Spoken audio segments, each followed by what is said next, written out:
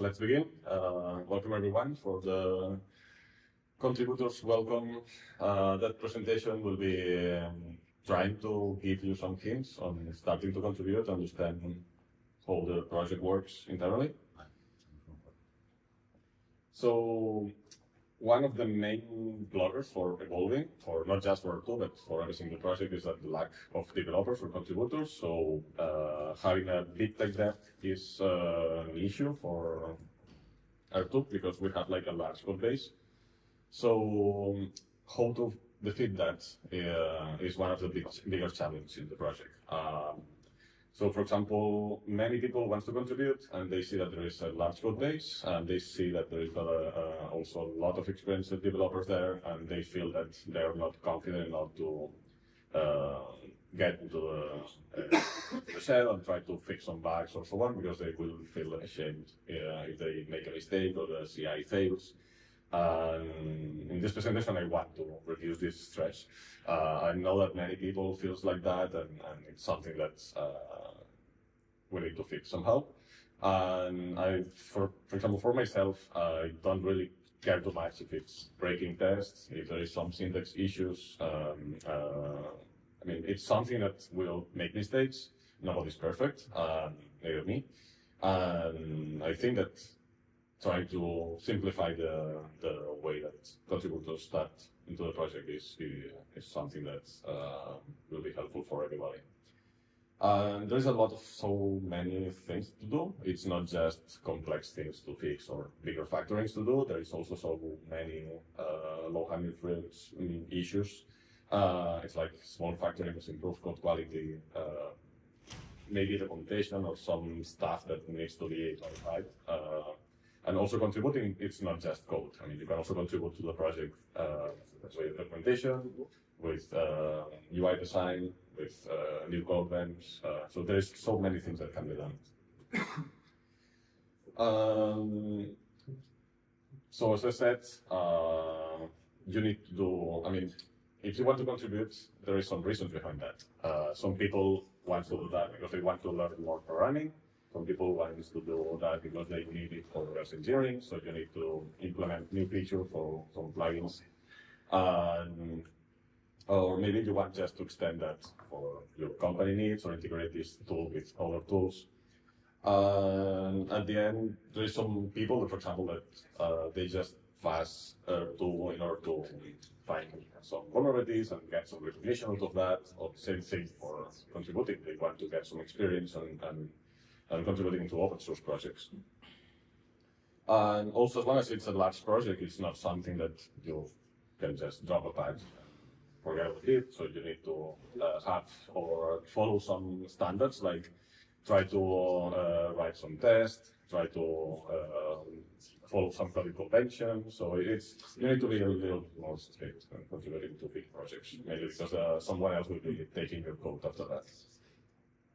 And also, it's interesting to contribute for R2 if you like operating systems, new architectures, because as long as it's a reverse engineering tool and it's very portable, it's so easy to get this tool ported to new architectures, support new operating systems.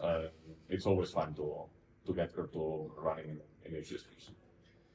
So if you want to contribute with code, I would recommend you to check the GitHub issues. There is a lot of tags that will help you to filter for the ones that are easier for you or probably closer to you. There is, for example, the first easy issues, which is a tag that I try to mark all the issues that are pretty easy to begin. So you don't need context or you don't need to understand all the code base to fix these things. If you like UI, you can contribute to UI, all the web user interfaces or visual mode. For the web UI, there is a separate repo, and it's basically JavaScript, CSS, and HTML. And it's very easy to integrate that with the tool. So it's just calling r2pipe from the JavaScript code and get the output from there. Also, we need more maintainers, or at least more people interested in contributing to the plugin. So, for example, the R2Java plugin was improved quite a lot in this recent release. So it's now have a test suite. There is like builds for different architectures. So it's also exposing better command line, and so new features. For R2 for example, we try to maintain it pretty frequently. There was like a full rewrite from JavaScript to TypeScript this last year. There is also a test suite that is running now.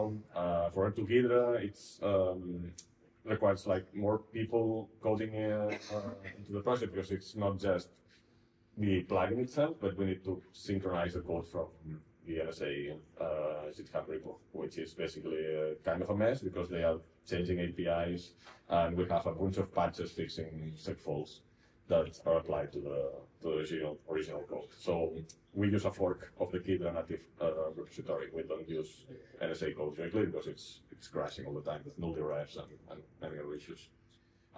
So R2 Ghidra requires like C++ knowledge and getting some interest on the compilers and synchronizing repositories from there.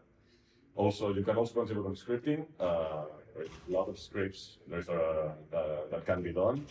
And the idea is to reduce the stress of the logic that is implemented in C. For start, that can be implemented in JavaScript or TypeScript, because these kind of things make it easier for people to improve or to extend. And also, it's easier to get new features. But also there is different APIs. So there is R2pipe, but there is R2papi, and papi is a high-level API that is on top of R2pipe. So it's you get like idiomatic interface, like much more. For example, the Frida API in JavaScript. I don't know if you know it, but it's much more idiomatic than just calling comments directly. So R2papi implements Frida-like JavaScript API on top of R2pipe. If you like to contribute with documentation, then there is the book, the man pages, the advent calendar if you want to contribute with blog posts.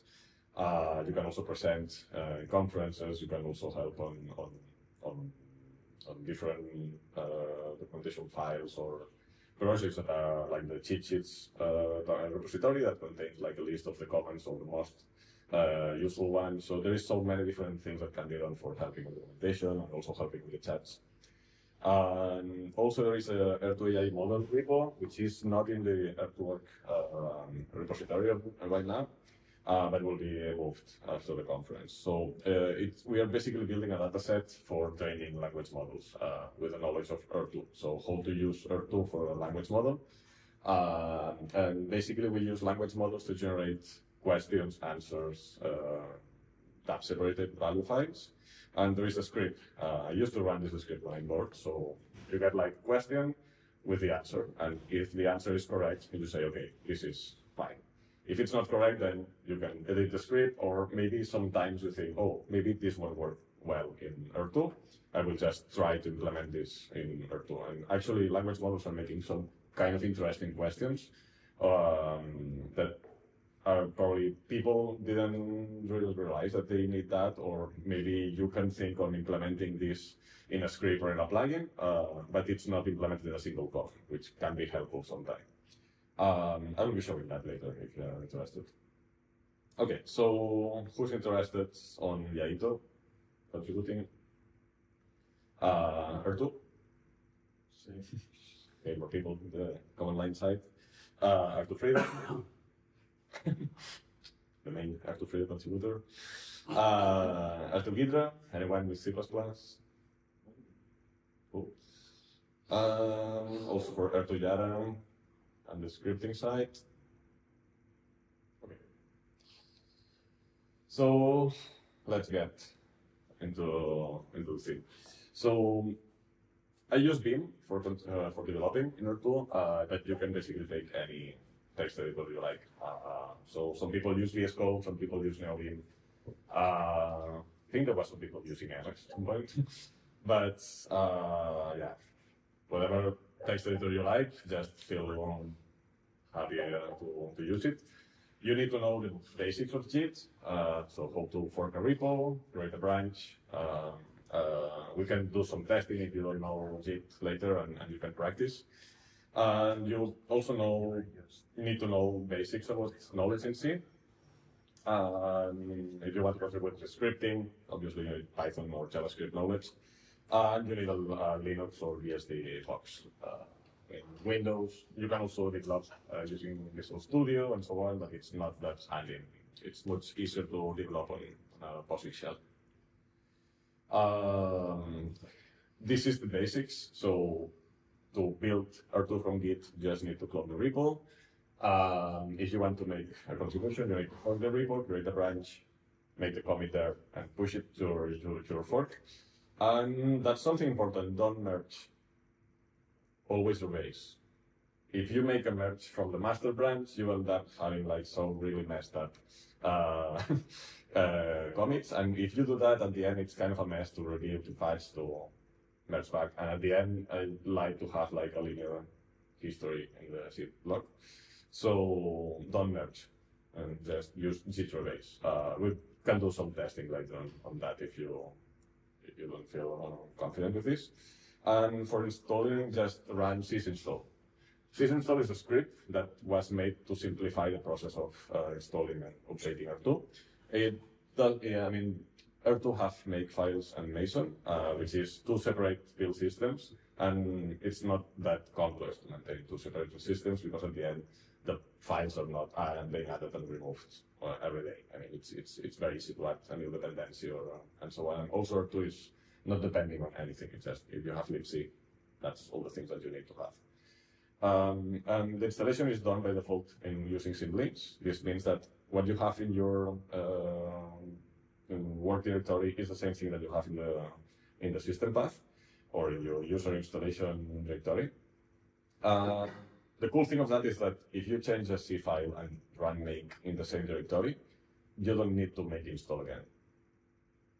Okay, so if you make a change in any file, you will get everything running, and you can run and test anything without having to go to the root directory, run the thing, and then install. Then it's easier and it's a better workflow for contributing. For example, if you use Mason, you will have to go to the build directory, run Ninja in this directory, and then you will get the build. So it's a bit slower process. I use make most of the time, but you can use Mason if you like. And for Windows, you can only use Mason. So it's no make files there. The structure of the source directory is like this. You have the libr directory that contains the libraries. Each library contains a couple of directories. One is the T, which is for plugins, and the D, which is for data. For example, the cons directory contains the library that manages the access to the console, like input, output, making like working like in a frame buffer, all the core things. Also implementation of the read line that you can use tab auto completion and all that stuff. And the D directory contains, for example, the contents in there. For example, in the bin directory, you have the library that parses all the file formats. You have the P, which contains the plugins for each file format, for example, ELF, PE, Mako, so on. And the D directory contains metadata associated with the bin plugins, like, for example, the type details or the header information and stuff like this. That's something that is independent from the bin plugin, so you can reuse it from both sides. Then there's the shared library directory, which contains projects that are coming from other repos or stuff that can be used from different plugins. So, for example, the capstone code is cloned inside the SHR directory, and this is used later from the libr for building the plugins. And then there is the libr, which is the directory containing all the main executables. So there is a libr main that contains the main symbols for all the binaries. And the binaries are basically using the libr main for executing the code. The reason for that is because you can have like there's a diner block, which builds a single block. And it's a single executable that works like a fuzzy box. So you have a name that checks for the argv0, and if the name for the main executable is Rabin, it will execute Rabin. If the name for the executable is r2, it will be running the main executable, the main function of r2. So you can just have a build of r2 that is a single binary, and just renaming the executable or making a symlink with different name, it will behave like different tool. And then there is the man and doc directories that contain documentation man pages. This is some development tricks. So I use git grep a lot. I don't use to but actually because I always forget to keep in links for navigating into the source code. So at the end, I use git grep a lot. All the public APIs begin with r-dash API. So if you see API, this means that this is a public API, and it's actually a define that changes the attribute of the symbol, because the full visibility is hidden. So if you want the symbols to be public after stripping and building the library, you need to specify that. Then, as long as we have API stable since 5.6, we need to mark the code in a way that the code is going to be changing at some point. So in this case, for example, we have r2-600 or r2-590. And when the ABA breaking season starts, we basically need to remove these steps. So we have to uncomment this code, make a comment, and remove the code that is not changing the ABI. Also, there is all the global variables are marked with thread local. The reason for that is because okay, they are global, but we want to use them in a separate thread. So, for example, if you create an instance of r2con and any of the libraries or the plugins is using a global variable, and you don't mark it like a thread local, it means that all the threads will be using the same local variable or global variable, so which is a problem. So we marked all the global variables like this. This means that it's easy to spot them. So you can enumerate all the global variables with just git grep rtx local. And the idea is to remove all of them. So we don't want the global variables. But at least having this, you can basically reuse the code and use different instances of r2con in separate threads. So you can have a tool that creates separate r2con instances, one for each thread, and execute code in parallel. And that will be breaking. It's the easiest way to have thread safety support in R2, but at the end it's not a single core instance doing multi-threading. Then all the comments, if you want to look where the comments implemented, just grep for / quote and then the name of the comment. There is a linter that is basically checking for common issues like using wrong APIs or not indenting the code properly and things like that. We use printf for debugging. So if you want to do some tracing before committing, just use printf. But if you want to have some logging, use rlog. Rlog is an API, but actually a bunch of defines that end up like generating a call to rlog. Basically, you have different levels of logging. So you can have info logging, debug logging, warning, error, or fatal. As I said, check GitHub issues, because maybe someone found the issue that you are working on, or there are different things that are related to the problem that you are facing, and that will be helping you to identify better spots, or there is some discussions there that will help you on the fixing. Okay, so this is the theory, and now let's check the main things that we are looking for to implement in different projects. So in r2con, right now we need a maintainer. So I'm maintaining it, but as long as the code base is depending on C++ and external repo, it's so painful to keep track of that. And actually testing is not that easy because it means that every time that you change a dependency, it can be breaking or changing the output of the compilation, and also introduce new faults. So r2con is used right now in a bunch of test suites that or companies using it to recompile a lot of facet binaries. And I know that r2con is stable right now, so I know that this is not crashing. The problem is that if you change the settings, because there is a bunch of options in the compilation checks, it will be probably crashing or maybe taking like infinite loops and things like that. And actually, it's not a project from r2. So r2con is depending on things that are we don't control, and this is probably the most painful part of the project. So when someone interested in C++, someone interested in syncing code with Ghidra, I will be always happy to help on helping you to get all these fixes or all these patches into the repo. Yeah, it's actually, we support so many different compilers, so R2Ghidra is just one of them. The problem is that as long as most people use Ghidra, they used to think that r2Ghidra is the best option for the compiling in R2, which is probably not the right answer, because there are other compilers that work much better for example, for Swift or for Java. If you want to compile Dalvik code, it doesn't make sense to use Ghidra. It probably makes more sense to use the Zabbix, the compiler, which is also supported in R2. So yeah, this is for Ghidra. The projects, I started implementing a new file format, which basically implements a binary file format for storing all the project information. The cool thing of that is that this file format allows you to have serialized information in binary format, which means that you can store and restore all the project metadata without parsing scripts. Also faster, also takes less space in this. And it's also allowing you to have like a stable file format that it will work between versions. So it's not breaking between different builds or things like that.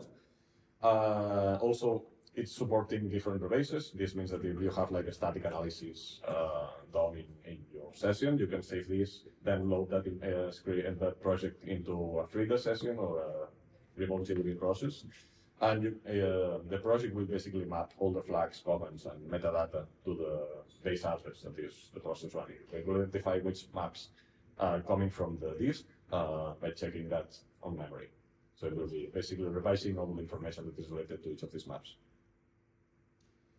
For Yaito, we basically need to continue testing and fixing bugs. This means that something that we need users and people testing things by hand. There is no test suite for Yaito, so testing UI is always kind of a pain, and you prioritize all the code base and implementing and improving the stability. And as long as we need stability, I decided to remove all the thready part. This means that the main thread is blocking right now.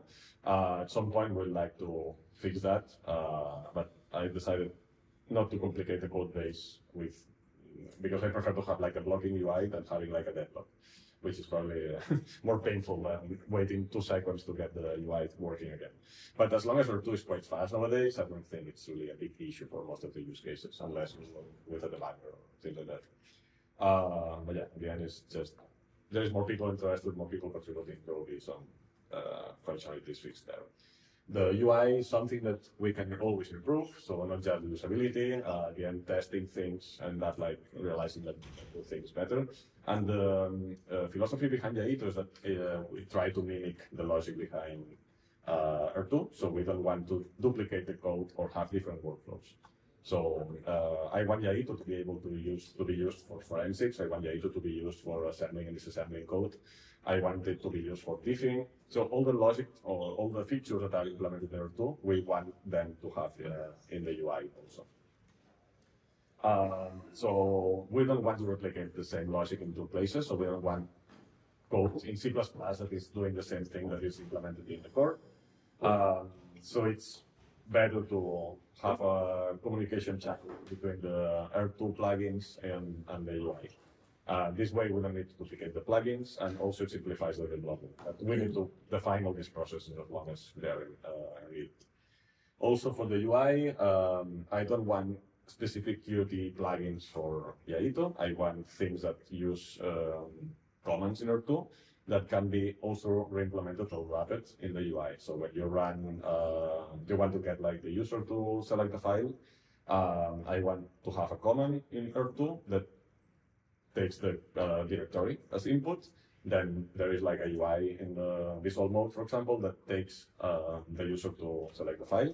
And the output of this comment will be the file selected, or nothing if there is no file selected. This same functionality can be implemented in Qt. And if you run the same command inside Yaito, you will basically get the window with the file selector thing, the widget, you click, and you get the file in the output.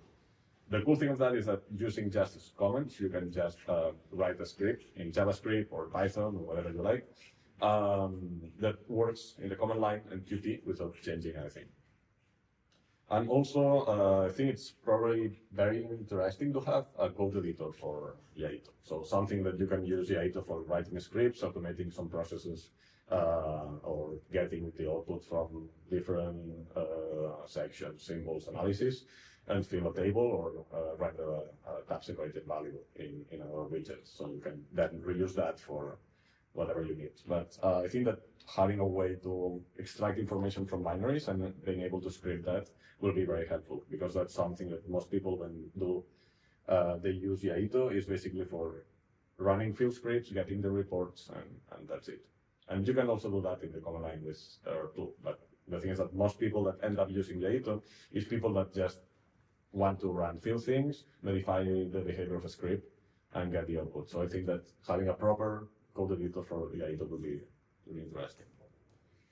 For r2Frida, the last version of Frida comes with native breakpoint and watchpoint APIs. I think this is a very interesting feature because this means that Frida can now be used as a debugger. So we can use Frida as a debugger backend, and we can probably implement stacking. We can properly implement watchpoints for any memory address, like accessing for reading or writing a global variable and things like that. And there is, at some extent, some stuff implemented in r2Frida right now, but it will be better to have like a full support on watchpoints and breakpoints, single stacking, or selecting threads in r2Frida. So we can at some point use r2Frida as a fully stable debugger backend. Also, we rewrite everything into TypeScript, so there is no simple JavaScript line inside r2Frida right now. This improved a lot the code quality. There was some regressions in the process, but they're all fixed, I think. And it's as long as we have typing, it's much harder to introduce issues. I mean, like mistakes that you are taking a string instead of a number and things like that. So it's helping a lot on auto-completion, also contributing to r2Frida. With r2Frida plugins, it's much easier because you have, like in Visual Studio Code, all the code completion and stuff like this, which is also very helpful. You don't need to be checking the code to understand which method you need to call and things like that. As usual, we need to improve the test suite. So having more test sets for different architectures and operating systems is always helping not just r2Frida, but also helping Frida itself. On the scripting side, we have r2pipe2 and r2papi. r2pipe2, as I said, is basically a higher level implementation of r2pipe. It's basically, in r2pipe you have a string, which is the command, and you get another string, which is the output of the command. And basically r2pipe2 is the same thing, but the input is a string in JSON, and the output is another string in JSON. This means that if the first character is a brace, it will be taking JSON as input, and then the output you should be expecting the same thing. The JSON that you get in response contains not just the output of the command, but also contains the return value of the execution, also contains the error log, the standard error messages, and also the error log messages that are associated with the command that you run. So if there is an error message, if there is like some info details or warnings, you will get them in exchange. And also another cool thing of that is that it can be used in a synchronous way, in the sense that if you are debugging a process, you can tell the debugger to redirect the output of the console from the specific file descriptor of the child process into a log message into the output of the command. So when you do stepping and your stepping is running printf in the underlying process, this message can be redirected into the host process in a message that is attached to the next r2pipe2 message, okay, JSON. Okay, that's the r2pipe2 thing. For contributing to r2pipe2, we need basically to check all the comments. We need to verify that all the comments support JSON, because you can, when you have a comment that executes JSON and the output of the comment is in JSON format, it's basically nested JSON inside the main JSON. It's not a string out of the output of the comment, you know? So it's much easier for parsing. Also, it's important to have a proper error log. So for example, if you run a comment that doesn't exist, this must be returning a proper error code to the shell. We need to check that and verify that all the comments behave in the same way. This has been some improving on this, and there is some API calls that you can use for reporting that the comment doesn't exist, or there is a help message in there and things like this. So we need basically to unify the behavior of all these comments. There is like more than 3,000 comments, so it's kind of like a slow process. And one of the ideas behind R2 is not to remove the features. We want to unify, clarify, and improve the behavior, but not to remove features. I mean, we can reduce comments, but we don't want to remove functionality. On the R2PAPI side, we need to improve the high-level APIs that are implemented over R2 pipe. So you have like an idiomatic methods and classes that implement all the logic that is inside R2, but written in a way that is more easy to use from TypeScript or Python. There's a couple implementations. There is one in TypeScript, another one in Python. Basically maintain the TypeScript one for different reasons. R2 is shipping a JavaScript interpreter, so you can use JavaScript for scripting R2. And TypeScript transpires to JavaScript. So you have a single language to work with scripts that can be running inside R2 without any extra dependency. So this means that you don't need Node.js, you don't need any other JavaScript runtime. But the same code that you write in TypeScript can be run inside the web browser. If you write web UI, for example, can be used in Node.js using R2pipe. And also, it will be being transpired to JavaScript, but also is asynchronous. This means that the default implementation of R2PAPI in TypeScript is asynchronous. But there's a script that basically converts all the synchronous code into synchronous one. So you have a synchronous API generated from the synchronous one. And this thing can be used inside R2 because R2 implementation is synchronous. It's easier to write synchronous code using R2. And yeah, that's it. There is also some work that needs to be done on redesigning APIs. Every time that there is like an API break, we need to think about this doesn't make sense, this can be improved, this can be changed, or we need specific field in this structure.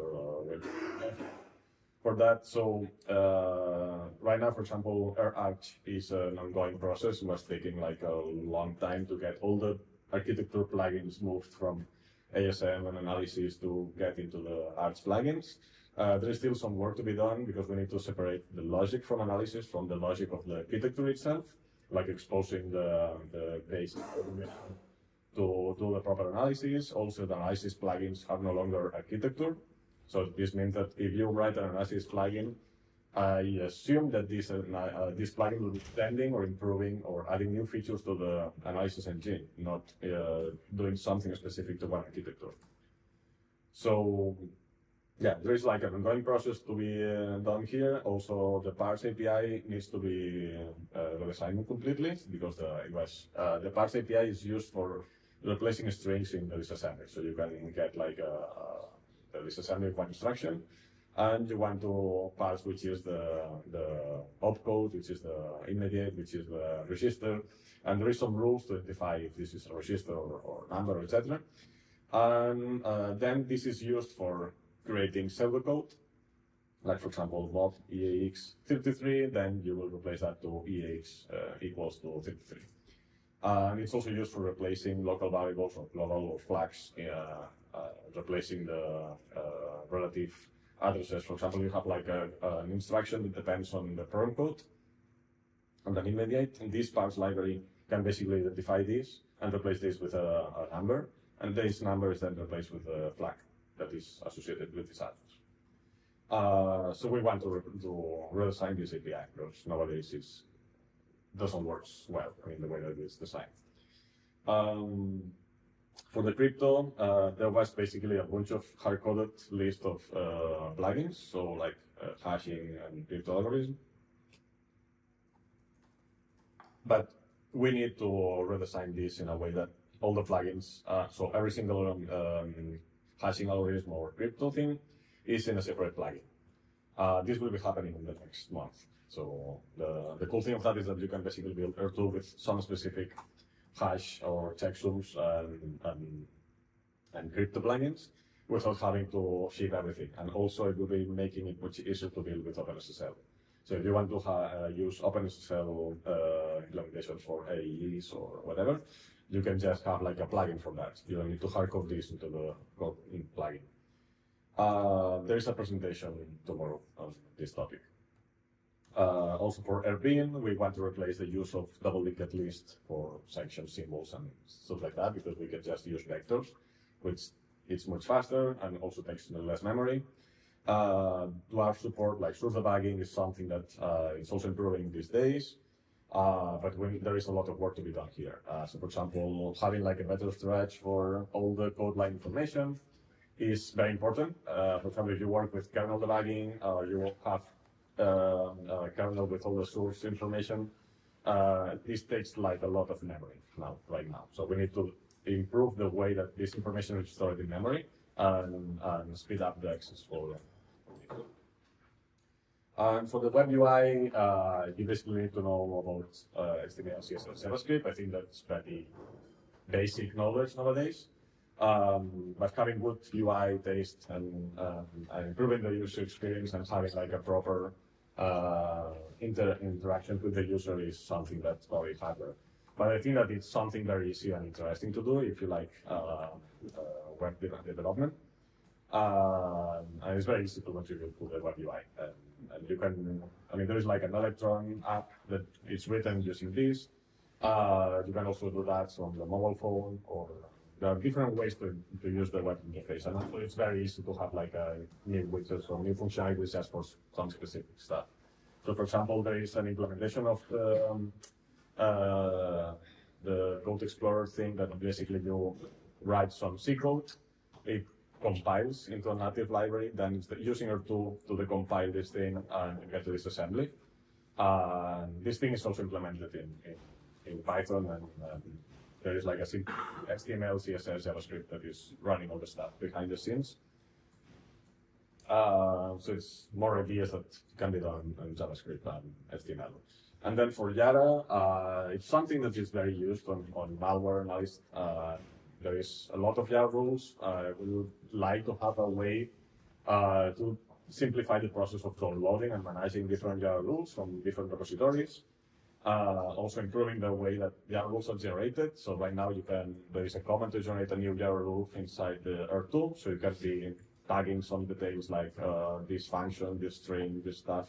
And at the end, you get all the metadata generated for you. So there's a lot of things that can be done with this repo. And if you like Java or malware analysis, you'll probably be interested in improving or using this plugin. And finally, you have the book. The book has been kind of abandoned for a long time because there's few people into the documentation side, and we used to change the code or focus on the main implementation. And documenting things is a slow and boring process. But I think it's something interesting. Mostly because nowadays we have language models that can use this in some way or another one. And I think that maybe a book can be boring for using it, but some people really appreciate that. And the thing is that having a properly documented book means that all the language models will be helping users to understand and how to use r2 in a better way. So actually, Llama, ChatGPT, Claude are using the book as a training documentation source. So if the book is not updated, this means that users will read and get false information from the questions that they do. This means that it's worse experience for them. So if we have proper book, we can get better user interaction, and not just for this, because r2AI is also using the book for training documentation. The idea is that we want to have like some feedback on this. So the idea is that the book is used for data source and data sets for the language model, and this means r2clippy is smarter, and r2clippy can help you to reverse engineer and solve some problems easier. And then we can use r2clippy to document and improve the book, and also the code. So r2clippy can be used for fixing, documenting code, documenting or extending some parts of the book, and finding better ways to explain things to the users. So there is a lot of chapters to be done also. I mean, we are not covering all the functionalities of r2. So there is, I did a lot of work this year on reorganizing all the contents. And if you check out the website or download the PDF, you will see that it's much cleaner by now. So you can see the workflow is starting from the beginning, like in basics, and then you have like separate contents for depending for architectures, and at the end you have some specific use cases like working with firmwares, how to register a mobile application, solving crack needs, things like that. So it goes from theory to practice and then some practical samples. Yeah, as I said, there is so many other things to contribute to the project. The roadmap is not defined by any company or any single developer, it's basically defined by you. So if you need something, that's your roadmap. You can contribute to that. We'll be happy to get new features, getting fixes in any other way that the r2 is used. So yeah, I hope that this introduction helped you to get used into the r2 development, lose the fear to make mistakes, make questions. Yeah, have fun and happy hacking, and we'll start doing some checks, and there will be some contributors to the project that will be speaking after me and just sharing some of their experiences, and we can help you in fixing bugs or checking some of the issues that we have. Okay, so thank you.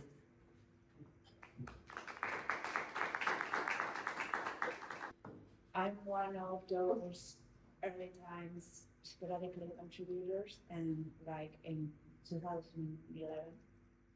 So you can imagine that stuff when you have to say manually patches to pancake to public that more cordial before being engaged. And I don't know, I remember that one of my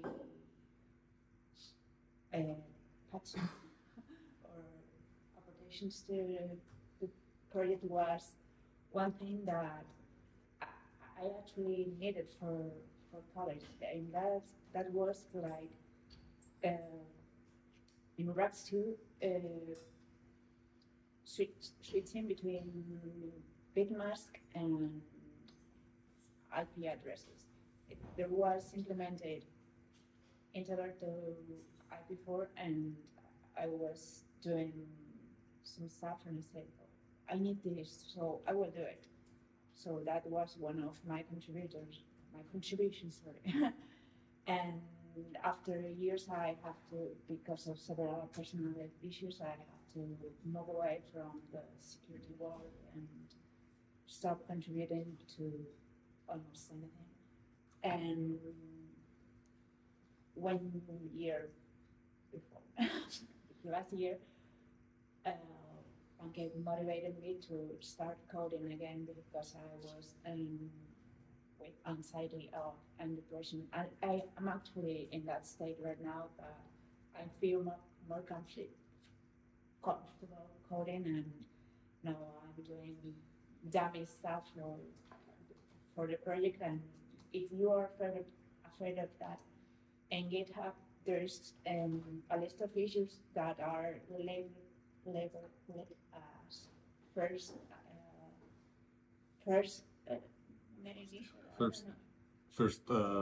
It's easy. First time issue. Or something like that, and you can run one of them. You can say write if someone is working on it, because GitHub is GitHub, and you don't know if it's assigned to everyone or not. So feel free to do whatever you want, try, and pancake is not a monster. Nobody is gonna get you, and I don't know. We all commit mistakes and make mistakes, and we're human. The thing is, make this great again. I'm not Bertrand, but the main goal is this: regrow the community and have fun. I think the main goal is that have fun and do open source stuff and help each other. And if you want some idea that you think, I want to do this, and instead of doing a Python script or everything, you said, oh, I can think this could be a good R2 contribution, make it, and that's it. Make a peer, and if Pancake have anything to say, like, oh, you have, maybe if you could do this way, or it's optimal this other way, just, I don't know, feel free to write code. Thanks. A bit annoying about the coding stuff. So if you have something that you want to get merged, and he complains, just tell me. I would just click the button. Yeah, we're not like fast pancake. Okay. Yeah, but once they complain about the space. I mean, That's the most I important get thing. the reason why, but I Makes think sense. this is to some degree reasonable, especially for developers who've been with Radar for a while. But I think for newcomers, if you just do something and it improves it, even if it's not perfect, I think this is all right. So, and sometimes he just has a bad day, like I have. So,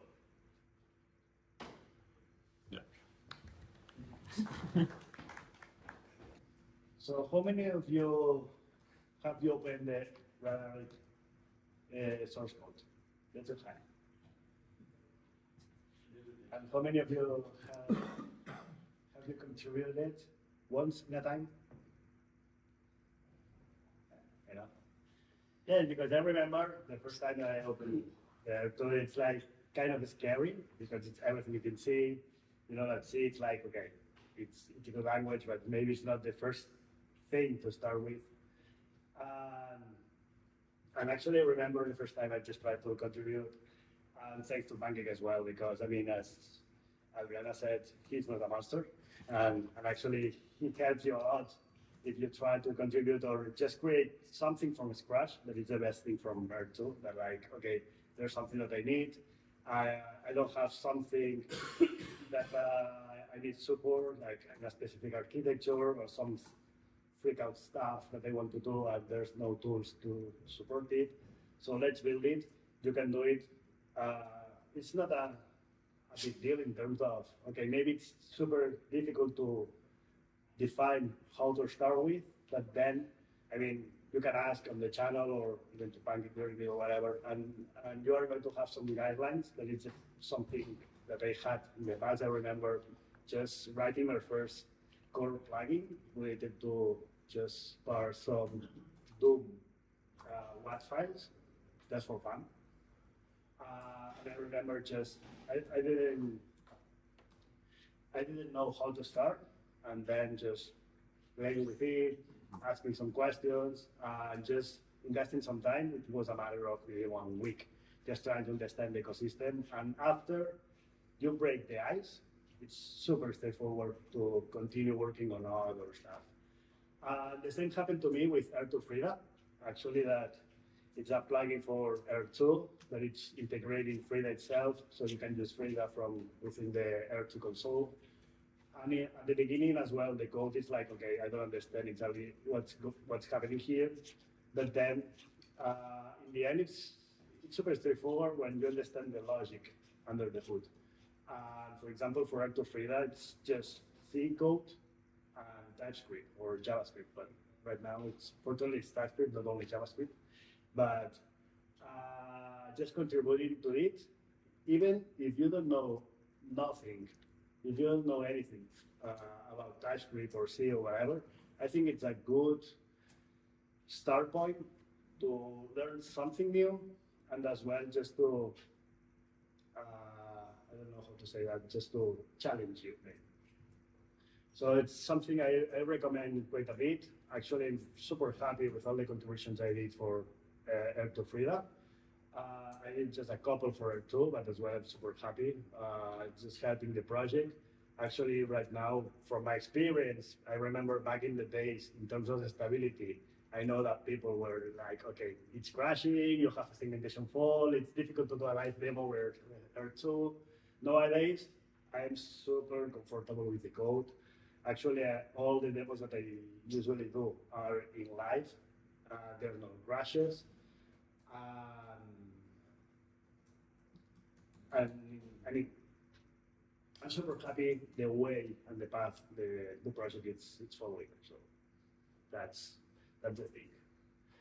And yeah, just I mean I'll be around, so just ask me any question you may have about the Frida or what other tool. Just ask back, of course.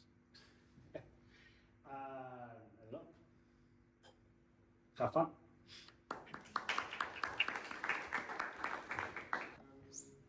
Mr. Macete actually, because I'm Italian. And well, I started on R2 like in 2014, 2015 about. I was doing crockmiss and then finding bugs and trying to fix them. Then I moved to MIPS because I wanted to reverse my router. And it was MIPS, and so I worked a bit on that. So that was a good way to understand the code base, because when I find the bug, I go deep to understand what's going on in the code. The important thing is never give up, and try to go deeper and deeper and narrow it down. And that's the way I use to understand the code base. And also and then I moved to Secure, where I do iOS stuff, a lot of iOS reverse engineering. So now I work a lot on the R2 code related to iOS. And that's my main area of work in R2. I don't know much of the rest, but I do that.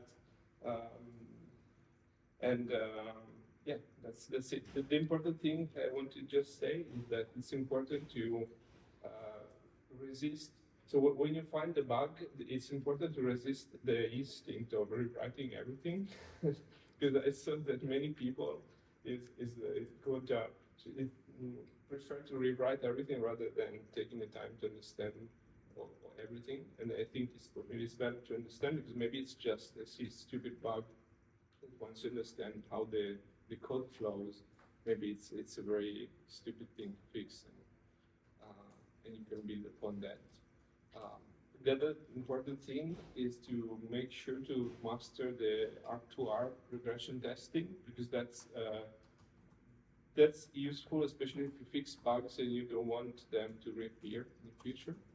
And if you have a good mastering of how that works and how you can extend test base to include your own use cases, that's super important, because that would be run automatically for every pull request. So it's super useful. And yeah, and now tomorrow I will be giving a talk about iOS reverse engineering, but there's a random crash which happens during the demo. I will try to figure it out today. Maybe we can do this. Let's see. Sure. That's it for me.